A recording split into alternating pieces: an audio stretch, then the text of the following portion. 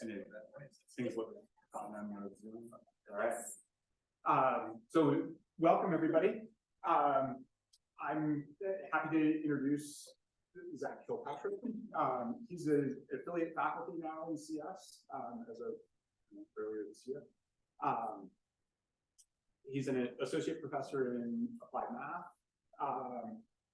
Got his PhD at University of Utah, did a postdoc at University of Pittsburgh, and then was at University of Houston for a few years before coming to CU in 2016. Works in applied dynamical systems and a variety of topics that I think would be interesting. Thank you. Thanks, Jed. It's good to be here.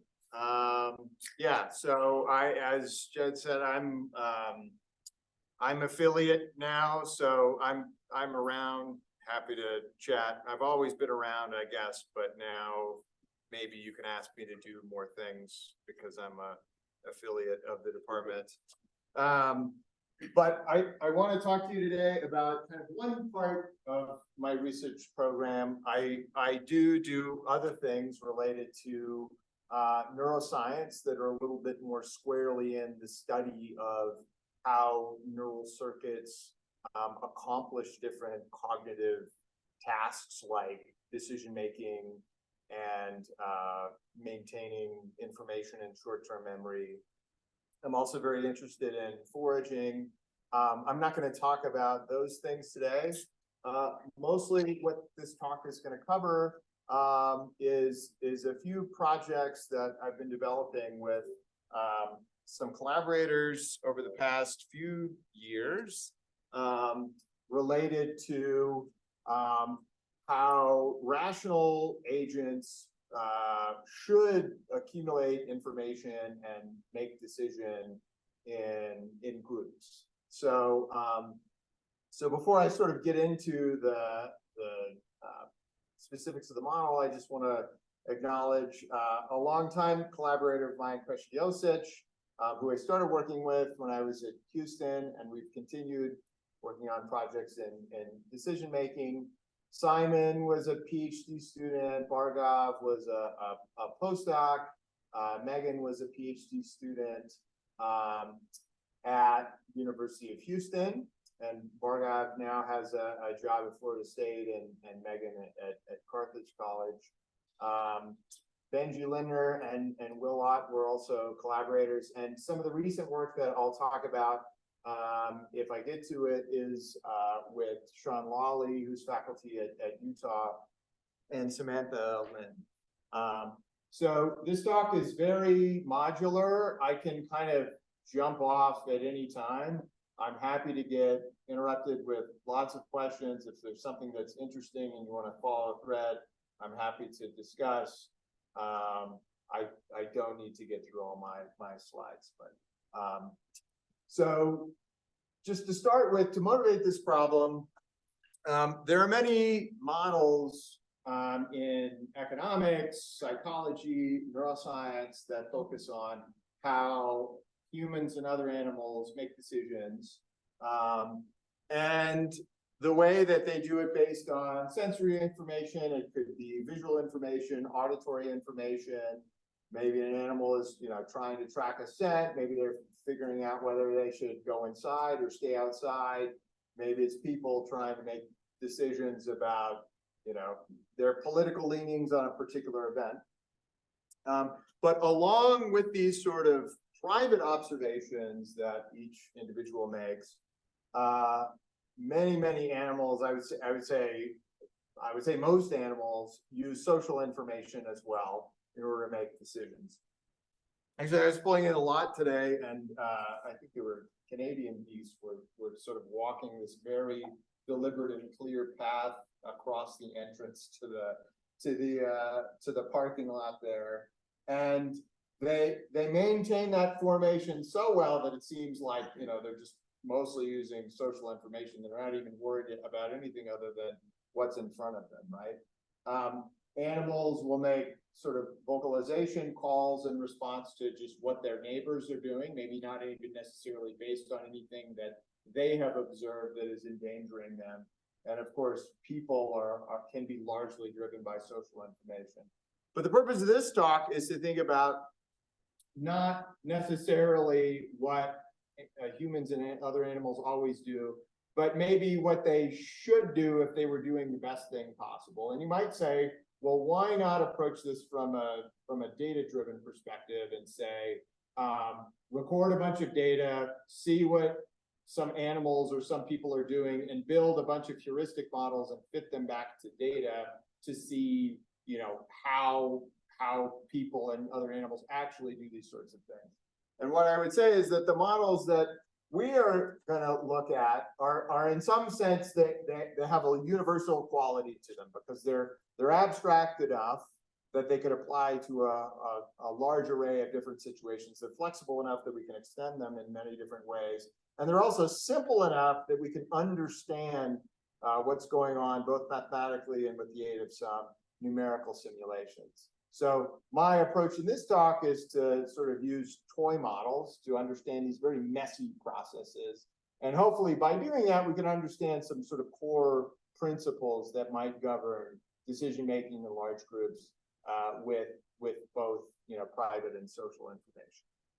And so the way that this is often operationalized in economics and psychology and some sort of quantitative behavioral research is that in order to make decisions, we go through sort of this recursive process, right? We gather evidence, and if we feel like we have enough evidence to make a decision, we commit to that decision.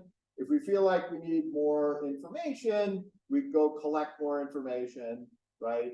And then make a decision again about whether we can choose or not at this point in time, right? And you do this, when you're deciding whether or not to rent an apartment, where you want to go for graduate school, what job do you want to take, right? There's some amount of time that it takes you to accumulate evidence. And then once you feel like you have strong enough evidence towards one of your possible alternatives, you commit to that choice, okay? And so the models we're going to talk about, individuals in them, they can commit to a choice, but then they can't change their mind after that. They're sort of immutable decisions after they make them, okay? So I'll talk about how Bayesian inference can take us in the direction of models that do that. Then I'll talk about, once we have some simple models like this, what can they tell us about how social information gets shared between individuals, even when they're not directly sharing any evidence or decisions with their neighbors yet.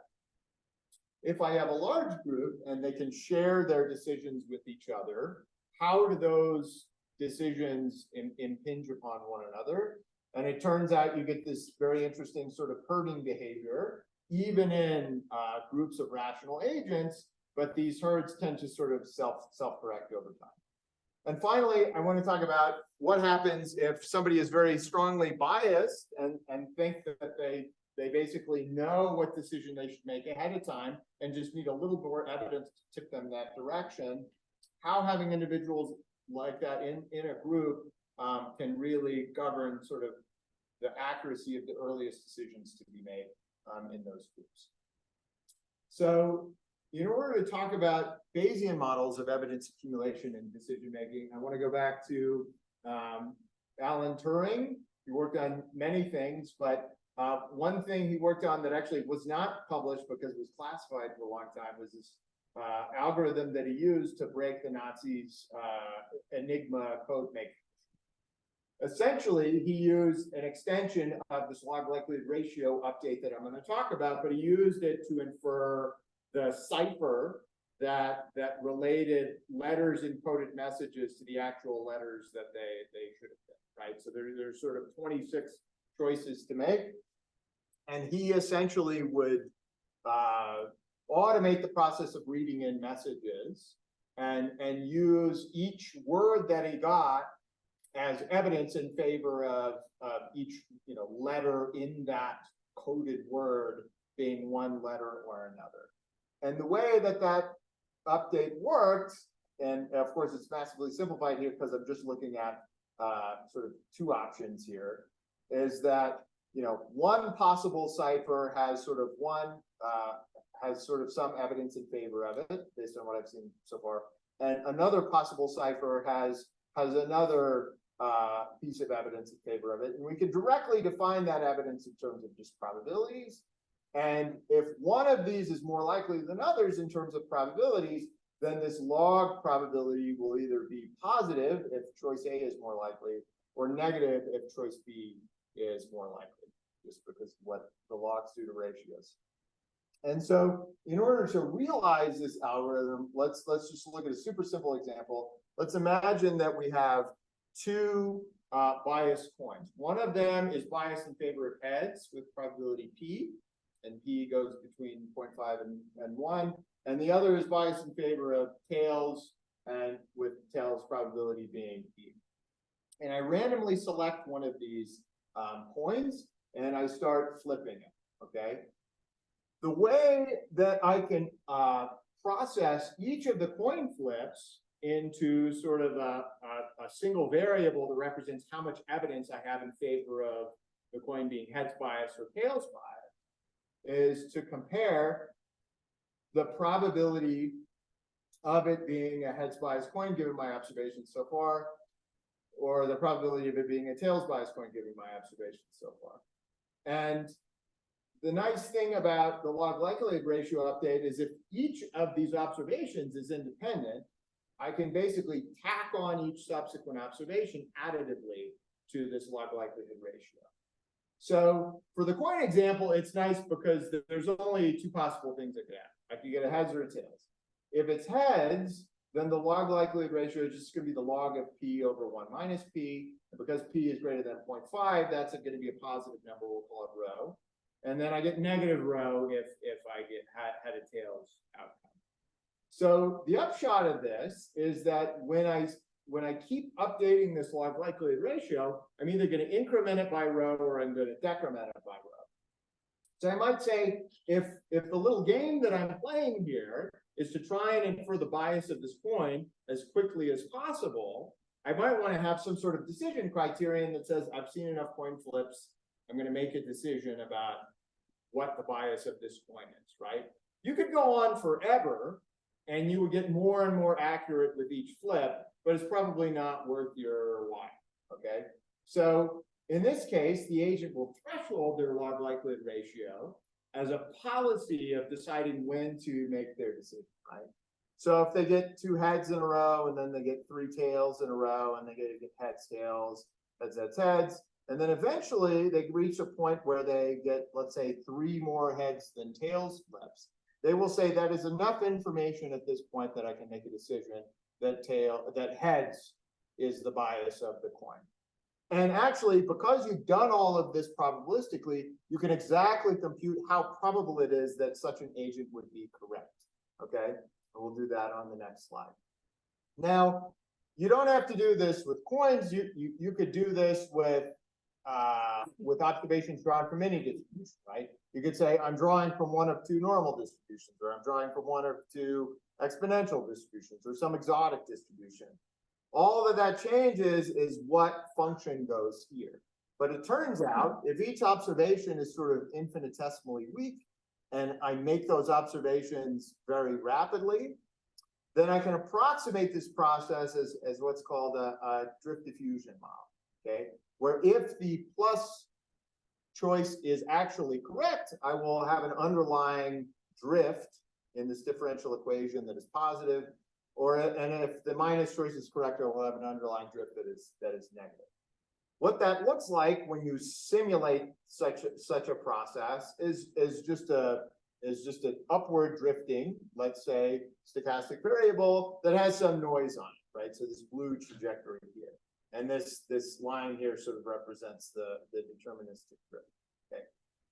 Now, the noise will make it so that if I threshold this process again, okay, if the plus choice is correct, I won't hit this threshold all the time. Occasionally, I'll get some noise kicks that will send me to the bottom threshold, right? If the minus choice is correct, I won't hit the minus threshold all the time. I'll sometimes hit the top threshold. But in general, I'm going to hit the correct threshold more often than I hit the incorrect threshold.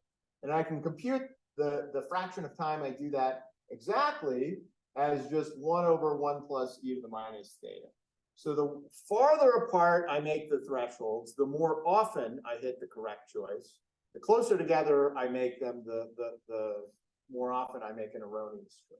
Okay, and you can compute this a few different ways. Okay, but I want to focus on something that I'll come back to later. I said before basically that as you raise these thresholds, right, you're more accurate, but you're slower.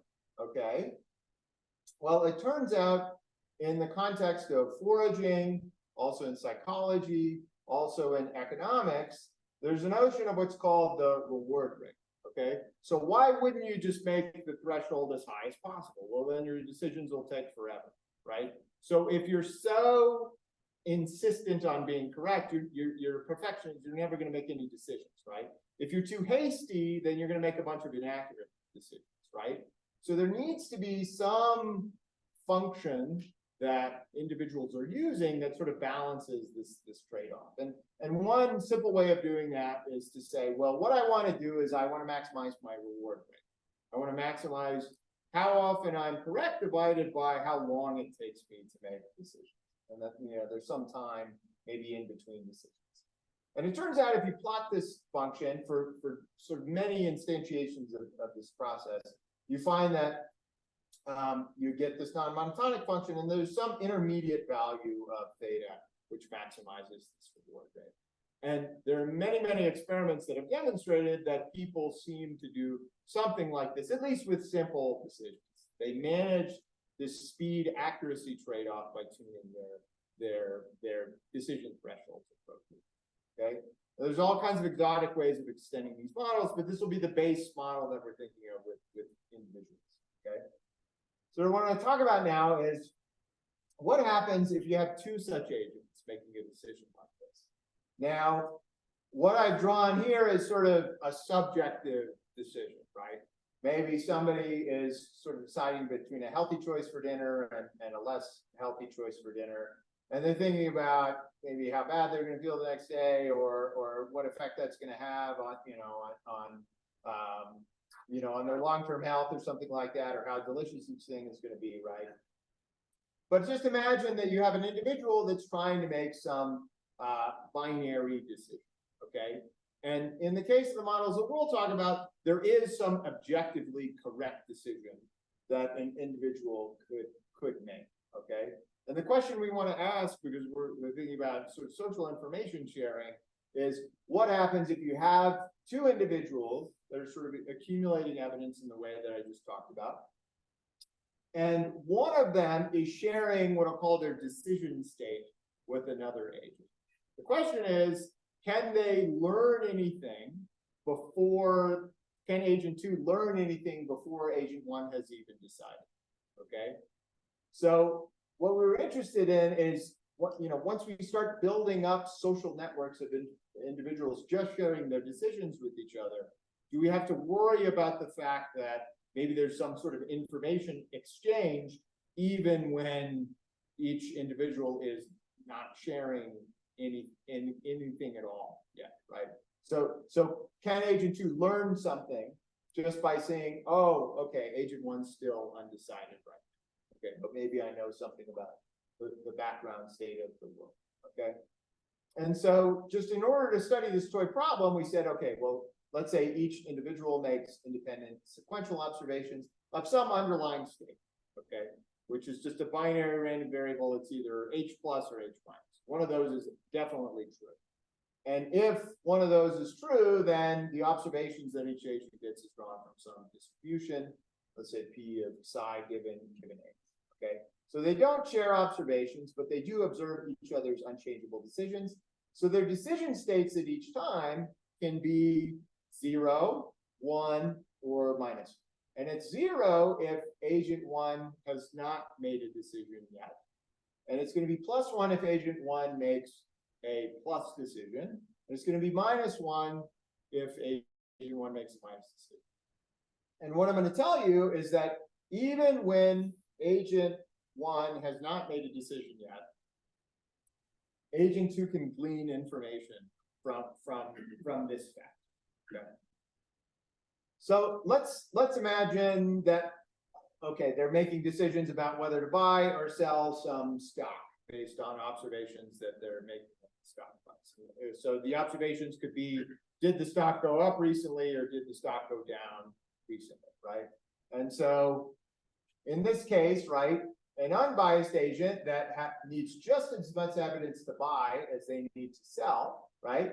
Maybe they read the newspapers and they get some, insight from financial advisors on this.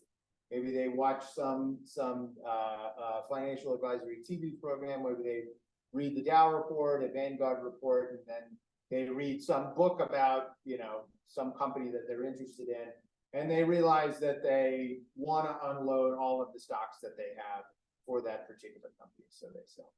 Well, what happened is that the amount of evidence that they got in terms of their log likelihood ratio, let's say, is this amount minus theta, okay? So if they shared that information with their neighbor should update their log likelihood ratio by exactly that amount, okay? Assuming that they're all sort of observing independently.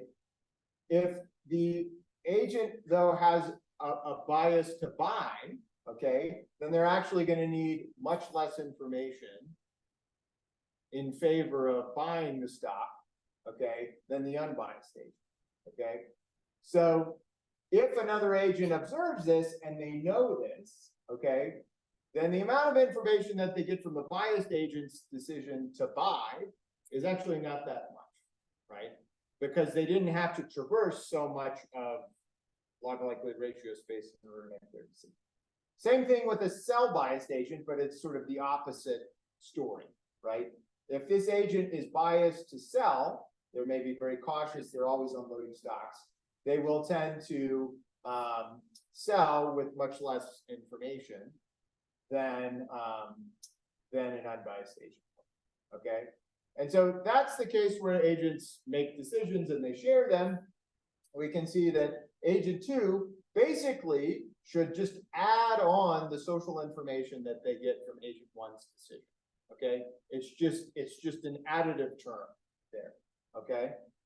Now, as far as if information can be gleaned from agent 1's indecision, okay, it turns out that in this case, a lack of a decision can provide evidence. So the fact that agent 1 has not decided yet can provide evidence through the following calculation, just the log likelihood ratio of the agent not deciding, given that the plus choice is the correct one, and the agent not deciding, given that the minus one is the correct choice, okay? Now, if agents have symmetric thresholds or they're unbiased, then actually this gives no evidence, because you're just as likely to be undecided, all other things being symmetric, if you're in a plus environment as if you're in a minus environment. Because it's just as hard to get to the top threshold as it is to get to the bottom threshold, given that you're in the plus and minus states respectively, okay? It's just a symmetry argument. Now, on the other hand, if you have a bias agent, and let's say that they're prone to selling, let's say, and so they need much less evidence to sell than they need to buy. If I'm observing this agent, okay, initially the likelihood of them making a decision is very low, okay? But eventually, if I still see that they have not made a decision, if I was in an environment where the minus decision was the correct one, I should expect that that agent would have accumulated enough evidence to make a minus decision at this point, but they haven't. So what's likely in that case is that they've accumulated evidence in this direction, in the direction of the decision that they need more evidence to make. And so by observing an undecided agent that is biased, what you can learn is, they're undecided. It must mean that they've collected information in the direction of the decision that they don't usually make, okay?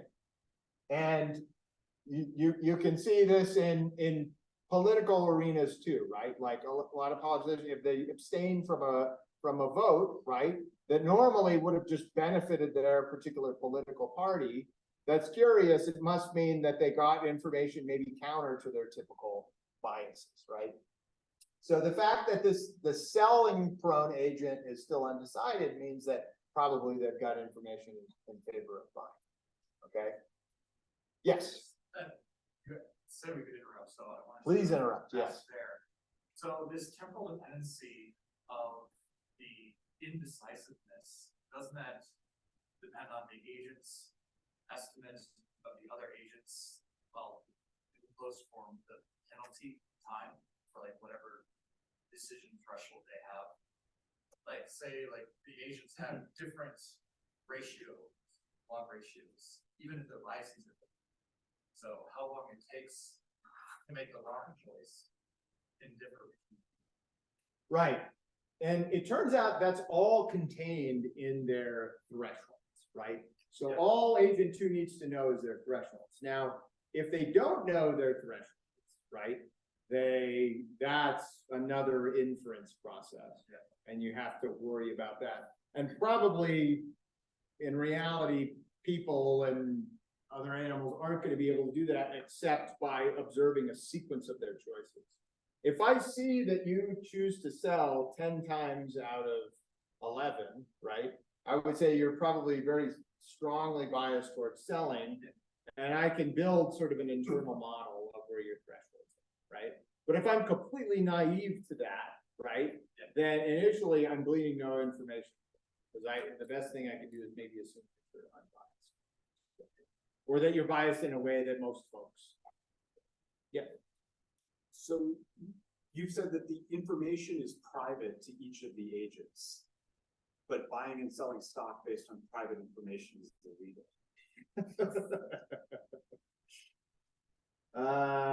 Yeah.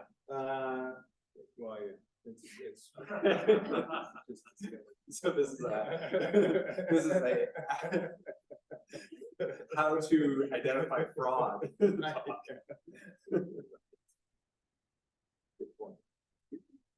Okay. So indecisions of bias deciders, they can be informative, and it's basically because the amount of time that it should take a bias agent to make a decision is sort of, well determined by their asymmetric thresholds. Now, if I have a group of agents that are all unbiased, but I'm just allowing them to share decisions with each other, okay, then they won't exchange any social information before that first decision. However, once that first decision is made, they can start to put together the beliefs that those agents must have had in order to make those decisions. And that triggers a sequence of what I'll call decision waves. And what I'll get to if I have time is basically the advantages of having a diverse group with a lot of different decision thresholds, or at least a couple of different decision thresholds in the system. Okay. So in this case, I'm looking at a model where each individual agent, okay, is receiving the same drift, okay, but their noise is private and independent. Okay. So an individual is trying to make a decision between two choices, right? But they're all sort of observing the environment independently, okay? So in this case, if I have a large group, what they're doing is they're always looking around and seeing if any of their neighbors have made a decision yet, okay? And otherwise, they're just accumulating the drift and the diffusion. Now, if they knew what this drift was, they would be done. They could just make the plus decision choice, but they don't know that. And the way that they need to sense that is basically to threshold their state variable y1, okay? So in order to make progress with this system, okay, and to understand what's going to happen when you couple a bunch of agents like this together, let's assume without loss of generality that the plus decision is correct. The white noises basically to each agent are independent and identically distributed. And we'll just assume that the first agent to make a decision will label them agent 1, okay? So at that point, it turns out what happens, per our discussion before, is that each individual agent's belief is incremented either by plus theta or minus theta. Why? Well, because agent 1, in order to make their decision, they had to go from 0 to plus theta, or they had to go from 0 to minus theta. So if I look at another agent and I see what their decision was, I know basically how much evidence they needed. So now I have total access to the evidence that they have. And no information is passed before the first decision.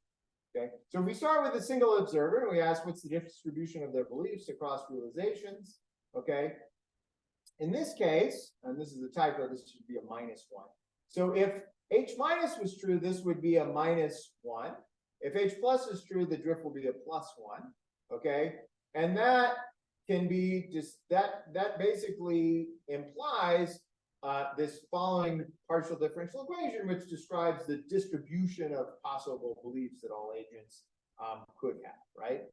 So if this threshold theta, right, is pretty tight against 1, what you would expect is that the distribution of possible beliefs, right, is just going to be this sort of peaked function that lies between their two thresholds. If the agents have higher thresholds, right, then the beliefs can be a lot more spread out over time between these two possible thresholds. And it turns out that you can solve this partial differential equation, numerically. You can solve it by hand using what's called method of images. There's a lot of different ways to sort of approximate this equation. But the value of that equation is it tells you something about where all of the other agents should be after the first agent makes their decision, okay? When the first agent makes their decision, all of the agents that have survived, which basically means all the agents that are still undecided, should have beliefs that are distributed according to this distribution, right?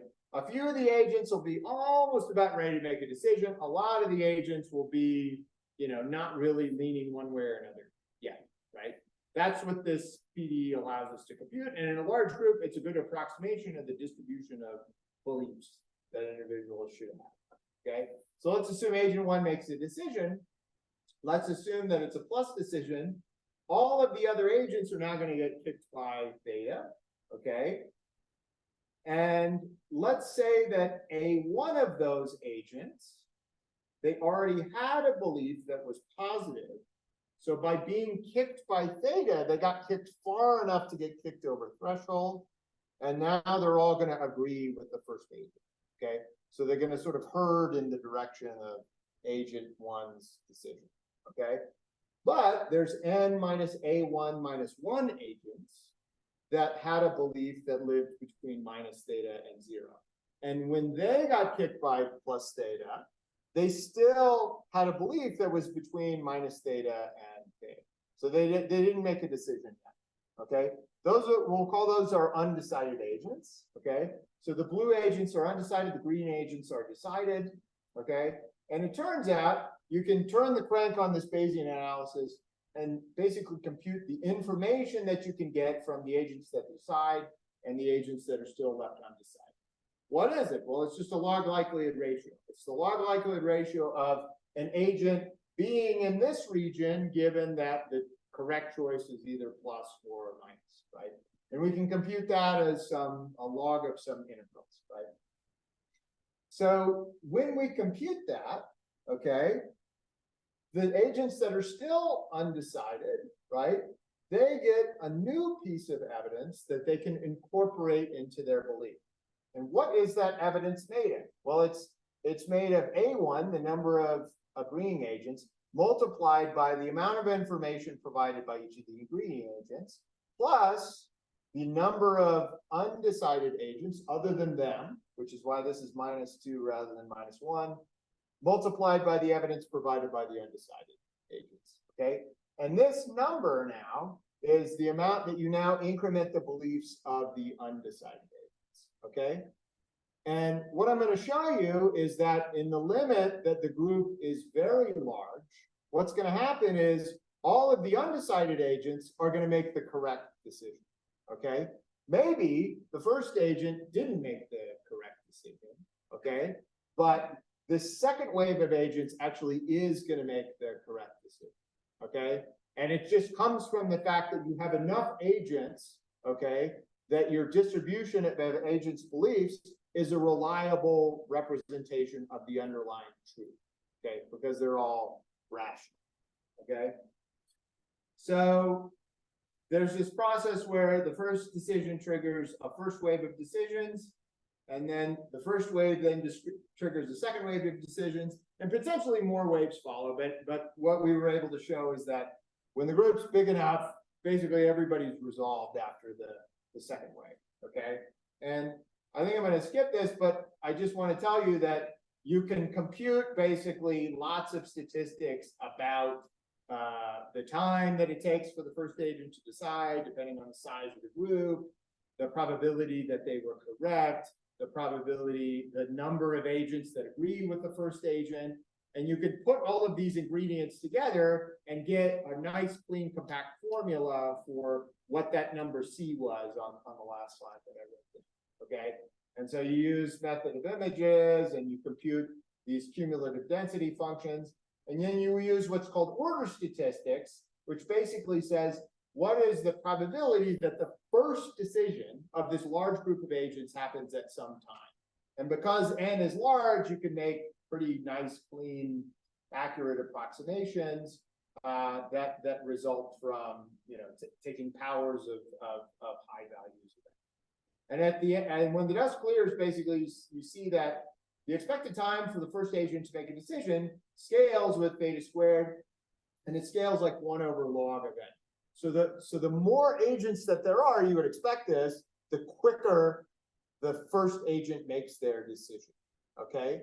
But the remarkable thing is that it does not affect the accuracy of the first agent's decision. Even though basically that first agent to make a decision, they very quickly zip to one threshold or another, okay? Because they're always accumulating evidence rationally.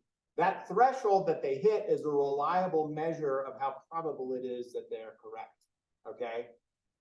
So their time to make a decision, we can compute that, okay?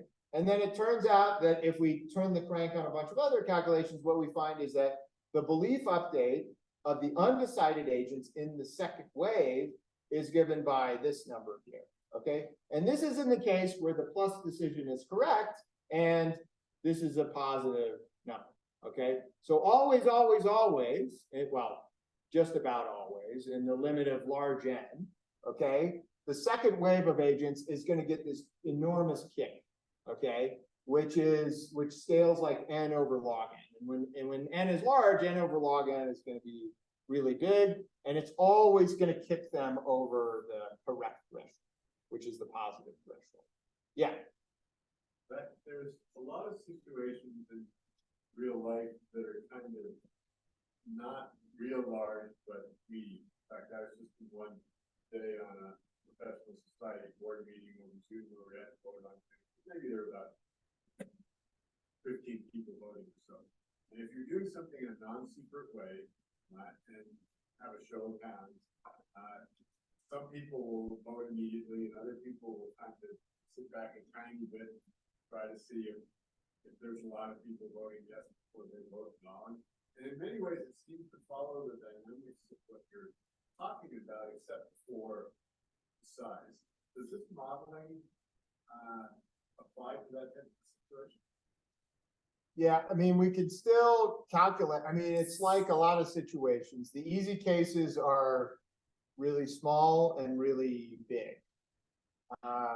And what we find is that even for groups of size, like 10 in this case, right, there's always going to be a pretty fast decision maker.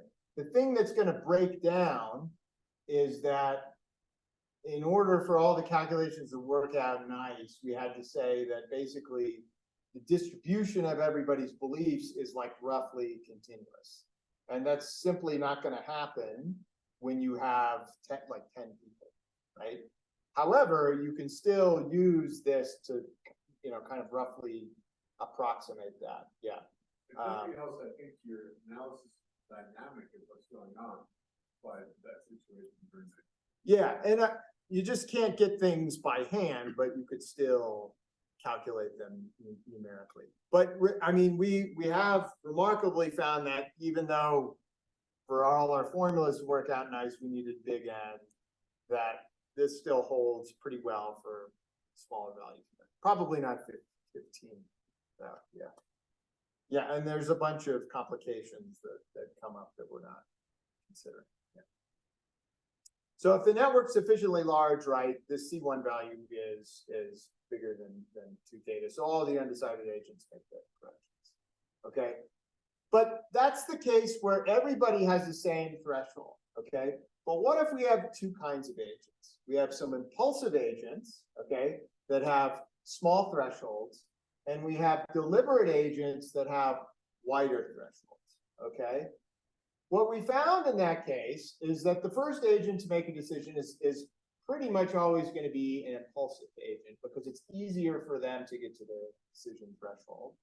So if this fraction of agents that are impulsive is not too small, then actually our calculations just carry through, and the expected time of the first agent to make a decision is just given by this formula, sort of modified in this way.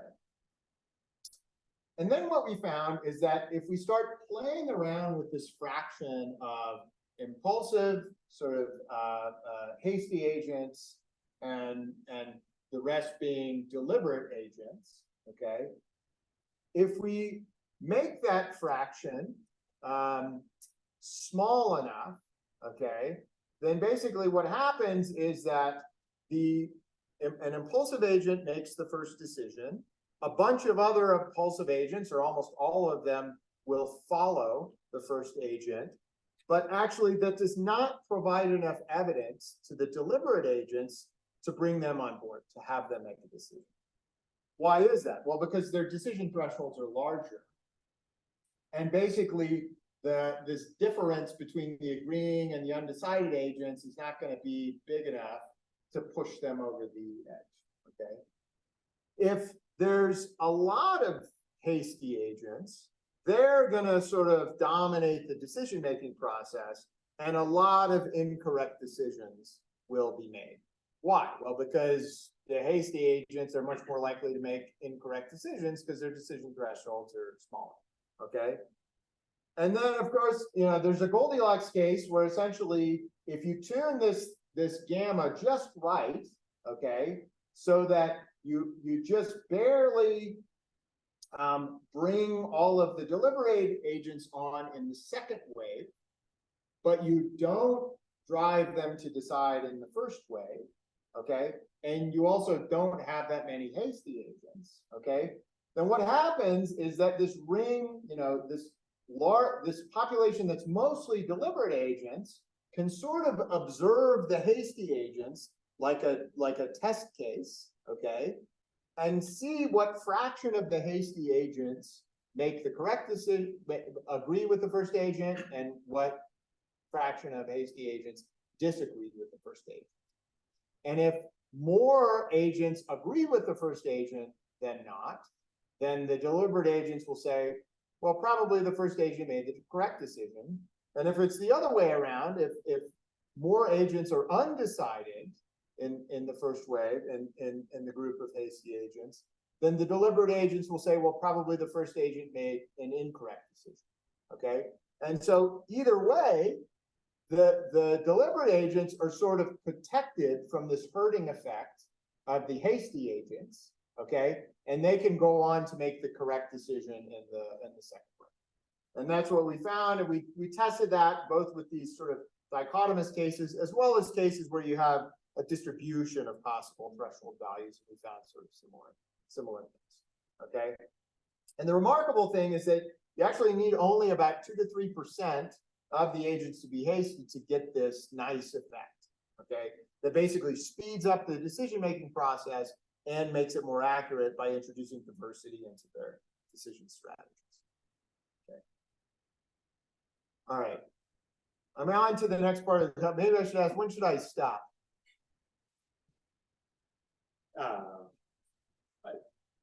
I would leave a few minutes for questions. Okay. It looks like it's 4:18 right now. Okay.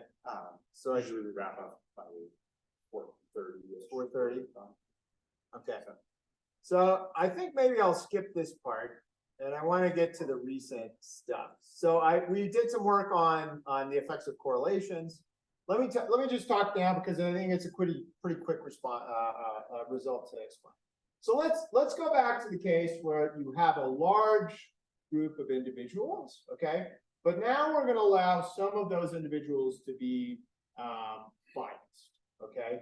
Some individuals will be unbiased. Some will be weakly biased, let's say, in the in the direction of the minus threshold. Some might be weakly biased in the direction of the plus threshold. Some might be strongly biased in the direction of minus threshold, right? And it turns out that regardless of the drift direction, when you have a really large group, okay, and this is hopefully getting to be intuitive now, the larger the group is, the more likely you would just expect the agent that starts out closer to threshold is going to be the one to make the first decision. Why? Well, because they have not as far to go, okay? And so it's going to be easier for them to make the first decision. So as long as there's enough of those agents, okay, one of those will be the first to make the threshold. The most biased agent will make the earliest decision, right? And so this is an example of a simulation where we just have two kinds of agents, right? One kind of agent is unbiased. The other kind of agent is biased in the negative direction, okay? And what I want to tell you about is two sort of interesting results that we got from running simulations like this, and we were able to do some calculations to sort of disentangle why this is. But first of all, the first agent to make a decision is a biased agent. And moreover, the decision that they make is towards the threshold that's closest to their bias. Now, in this simulation, it turns out that the correct decision was the plus decision. However, okay, the noise, or basically the closeness of this bias to the bottom threshold, made it easier for this first agent to make this decision first, even though it's the incorrect decision, just by virtue of the fact that it's a closer threshold. And in this case, this decision is largely just a noise-driven decision. Okay, introducing bias into this system actually sort of, and ordering of time sort of breaks the informativeness of the first agent's decision. The second thing we observe is that the slowest agent to make a decision pretty much often makes the correct decision. Okay, and this is an unbiased agent, but what we found is that even if all of the agents are biased in one way or another, the last agent to make a decision makes one as if they didn't have any initial bias at all. Okay, and so early decisions are strongly bias driven in large groups. Okay, and this effect basically becomes stronger and stronger as you make the group larger. Okay, so if an agent's incorrectly biased, okay, the first agent that makes the decision is less and less likely to make an accurate decision as the size of the group grows, right? So here, this is for a group size of 1,000, okay? The first agent to make a decision basically almost always follows their bias. If they're negatively biased, they make the incorrect decision. If they're positively biased, they make the correct decision. Even when the group is only of size 10, okay, the first agent to make a decision is sort of strongly affected by the bias of the agents in the group. Okay. Moreover, no matter how strong the drift is, okay, so this is like when the drift conflicts, okay, when the bias conflicts with the drift, or when the bias is consistent with the drift. If the group is large enough, actually, the first agent to make a decision, it doesn't matter what the correct choice is. They just follow their bias in this case. So once you introduce bias, and once you pay attention to who was the first agent to make a decision, it turns out the first agent in that case is just following their bias. They're actually not really using any information at all. Okay. We also found that basically slower decisions, okay, tend to just follow the theory that you would have if you just had a single agent by itself. So this is me plotting, or us plotting, the decider number along the x-axis, and the accuracy of the agent that decides at that particular order number along the y-axis. And as you get later and later to deciders that decide later and later on, it turns out that the later deciders, and in fact the last deciders, pretty much always has the same accuracy that an agent would if they were unbiased. That's what the dash line is. Okay, so the correct bias basically increases the accuracy, okay, of the last decision, but as the group grows larger and larger, actually the last decider is kind of unaffected by its bias, as I said before. And we were able to compute these things both numerically and we have some close formulas for them, but I will spare you those. Okay, so let me conclude. Indecision of biased individuals suggests evidence that they might have. This is an example from the Nixon firings, basically precluding his ouster from the presidencies. Basically, his right-hand people didn't want to make any decisions because they had evidence that was strongly incriminating of him, but they didn't want to do anything because they were strongly biased, but didn't want to agree with him. So they just quit without making decisions. You see this in political decisions. You see this in many different applications. Rational agents that decide in groups can make decisions that sort of reflect what they observe from earlier deciders. As I said in the last part, initial bias can affect quick deciders, but sort of later deciders are less affected by initial bias. And we're working now on both experiments and models to try and extend some of this work where we have sort of non-trivial network architecture. So everything that I've talked about is either sort of small groups or large cliques or something like that, where we can do some handy calculations. But imagine that you have, groups of modest size where only some of the agents are observing other agents, right?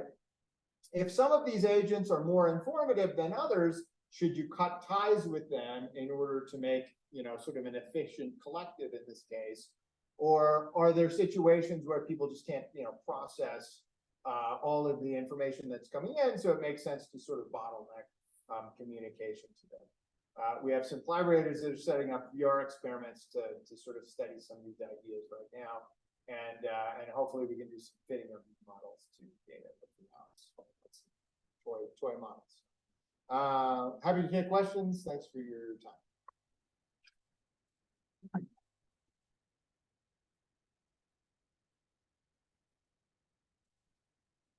Yeah. I guess I was interested in the example that you gave, the distribution values in large setting. I'm thinking of the situation where you have to do that second order inference of deciding what threshold is. Say you have a group of 1,000 strangers, you're stuck trying to decide on something. What does that kind of wave propagation look like as an individual has to integrate the evidence and then integrate the evidence for the evidence of the theta distribution that we're setting? So you do get information from the time that an individual makes a decision. Yep. The later an individual makes a decision, the more likely it is that they had a higher threshold, right? Earlier suggests they have a lower threshold. Also, asymmetries, right, give you information just based on the decision that somebody makes, right? That's giving, if it's possible that they have asymmetric thresholds, it makes it more likely that they probably favor the decision that they actually make in general. They have a bias in that direction, right? You can do that online in a single trial. It's just a mess of a calculation, right? So the best way of sort of handling that usually is to do these things sequentially, right? The agents don't worry about it in a single trial, right? They do an update after one trial, and then they make another set of decisions. That's one way to sort of tackle that modeling question or to break things up into chunks. Because if you try and do this all at once, first of all, probably people and other animals can't do that. And yeah, so you want to, resource limited the decision-making process. Yeah. I guess that's kind of ultimately my question that I'm looking at sort of in the applied sense. You have strangers coming to a decision. Do people update their evidence according to their belief of their own thresholds after seeing a decision made, or their belief in the other person's threshold?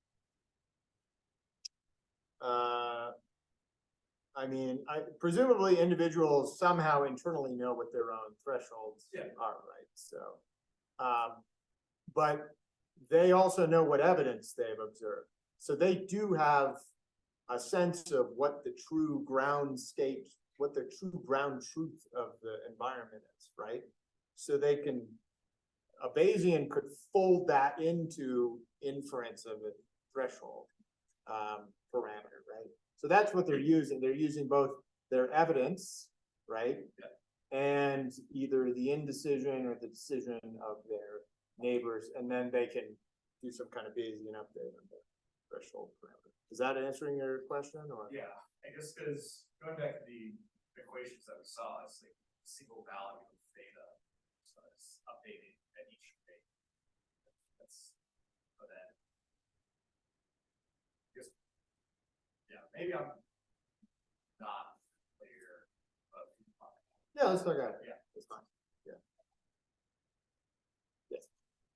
So maybe it doesn't matter, but especially the decision thresholds can change, but between individuals, can the rate of evidence accumulation also differ? I guess mathematically, is it equivalent to having a wider threshold and a faster rate of evidence accumulation, or in a smaller threshold? You can do it both ways, right? And we have done that for individual models. Yeah. And what the analysis tells you should do is basically change the drift, and also usually changes the diffusion. And so if all of a sudden you enter an environment, or you're just sampling the environment better, then your drift may go up, right? And you can do that with just like attention. Like sometimes you're not really paying attention, and then all of a sudden you really are sampling your environment. Or it just maybe it's easier to sense things because something in the environment.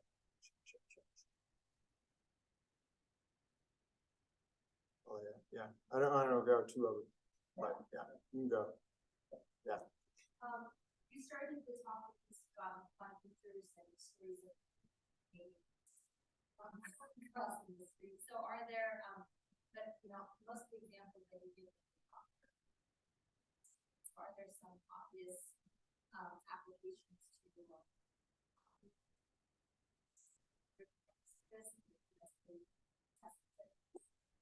Yeah, so I mean people have fit these models to monkeys and rats in the lab too, right? Not just, oh no, well yeah, so no, not the social stuff, right?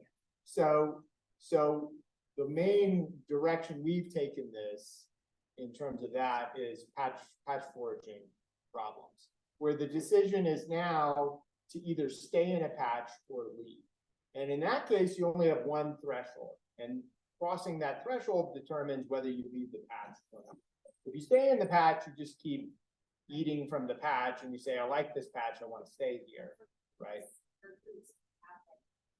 Monkey data, yeah. Yeah, so we have collaborators from Max Planck Animal Behavior that have fruit consumption, spatial data. They also have information about the dominance hierarchies within groups of capuchins and spider monkeys. And essentially what they see is that especially in hierarchic groups, right, the departure of the alpha usually triggers the departure of the submissives, right? So that suggests there's a strong coupling, there's a strong kick, right, in the direction of departing. In that case, if the submissive leave, they end up just having to wait at the bottom of the tree until the dominants come and follow, or not follow. So also, yeah. So we have data on the time at which they leave, the quality of the patch, which would be like the evidence, and also enough information that we could sort of vaguely connect this to like a coupling weight matrix. Yeah. Cool. Let's thank our speaker.